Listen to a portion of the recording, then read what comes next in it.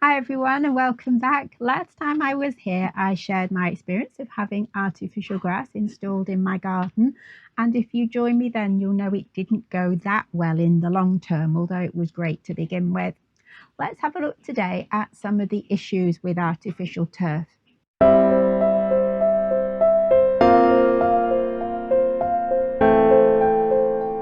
Although artificial turf can look lovely all year round, there are some differences that become apparent, especially relevant if you have dogs. One of the big issues is the temperature. It's not cool and tactile like real grass. There is something special about walking on a grassy lawn in bare feet, although if you have dogs, of course, you might need to be a little bit careful about where you do this. Artificial grass gets much hotter and not unbearably so in the UK, but I can imagine if you were in a much hotter country than the UK, it could get to the point it might burn your feet.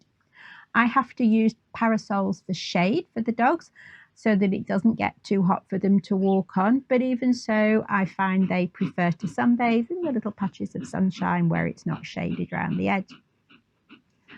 Thinking about injuries, I do think it's more slippery than real grass and it can cause friction burns if they skid over. This has happened a couple of times. We haven't had any serious injuries, but it is something I've noticed. And when they charge up and down, there is, of course, the risk that they will slip. Despite my efforts at brushing it to keep it standing up like grass should be, it soon got completely flattened, and I think that has made it more slippery.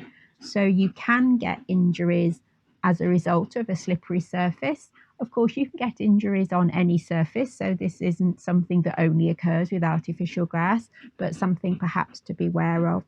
The main issue for me has been the smell. It absolutely stinks in a way that real grass or with the wood chips that I had before never smelt, however messy they got. And from what I've read, this is partly due to the plastic holding the smell, but also the poor drainage underneath. And certainly mine got to the point in the winter where I couldn't rinse the urine away because the whole thing was just so waterlogged and it became just one big puddle. The best time was actually when it was frozen because, of course, then that urine was all locked away in the ice. Why does it actually smell so bad? I went online and did a little bit of research, which I'd like to share with you. Urine, as we probably already know, contains uric acid and ammonia, along with proteins, salts, minerals, and toxins that are being excreted from the body. It's the uric acid that is the problem, as it is made of microscopic salt-like crystals that don't naturally decompose or dissolve. These are the same crystals that can cause gout or kidney stones in the body. And these get embedded in the layers of the artificial grass, in the membrane underneath and the base that the little bits of grass are woven into. And they just sit there because they're not going to go away.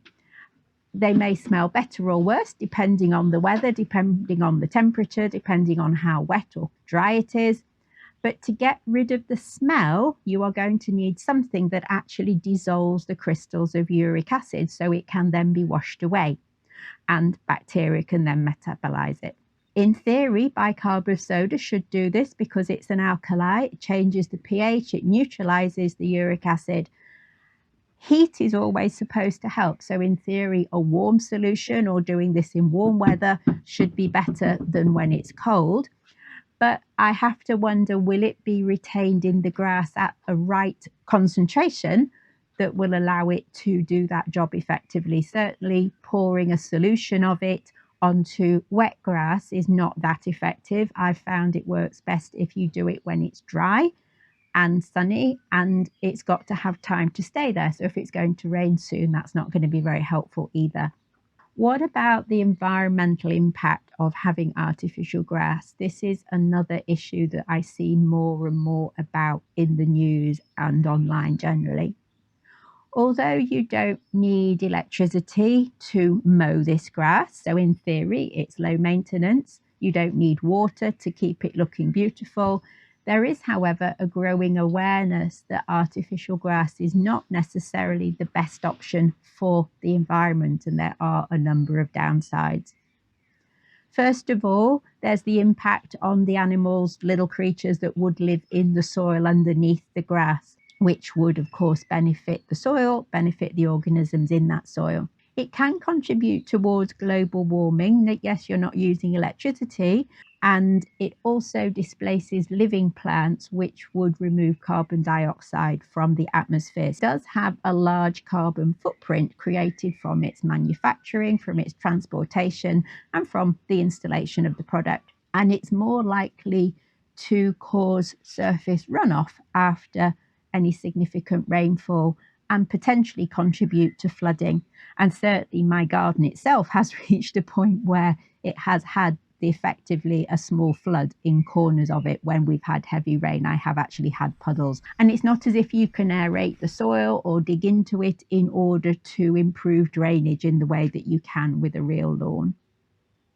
We also have to think about the material that it's made of, polypropylene or nylon, polyamide, and fragments of this can contribute towards microplastic pollution in the environment.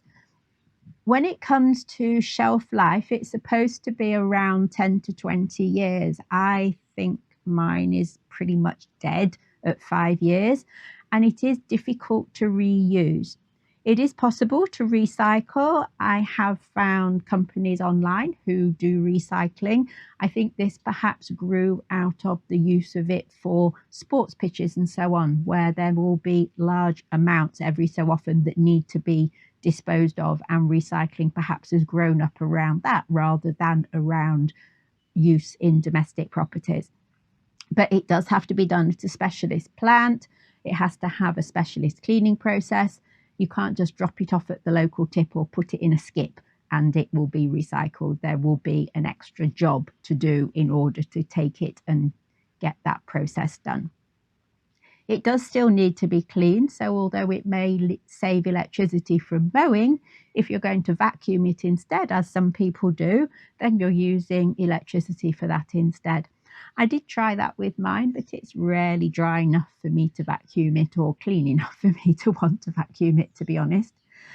And I would add to that that if you're pouring chemicals on it in order to try and get rid of the dog pee smell, then those aren't likely to be very good for the underlying soil and organisms either.